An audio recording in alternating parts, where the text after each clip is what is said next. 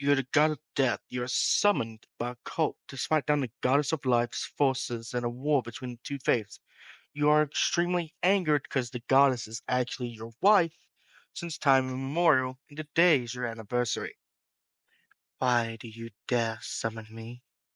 A soft, whispery voice carries through the crowd of priests and warriors who stir with fear and reverence. The man at the front, fully dressed in heavy black clothing that spoke of richness and finery, cleared his throat.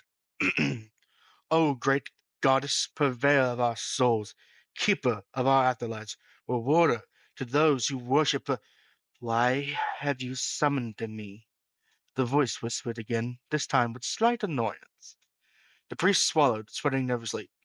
Well, you see, we need you to end the war, a soldier said, cutting across the preacher's speech, confidence in every inch of him, except his whitened knuckles locked around the hilt of his sword.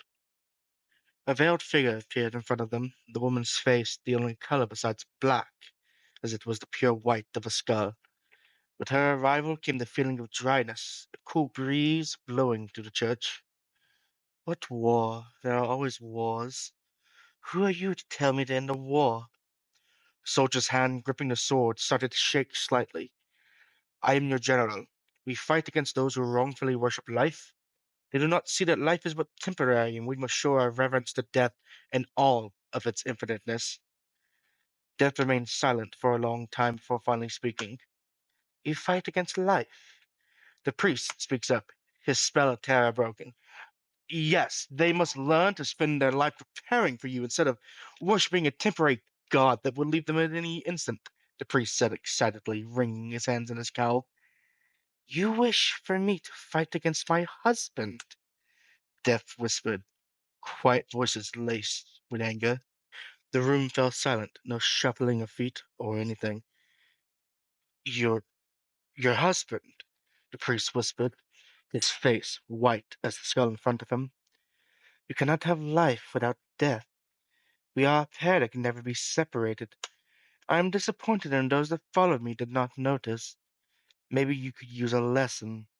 Two sharp, bony hands reached up to pull up the veil till all could see. Some dropped dead where they stood. Some went insane.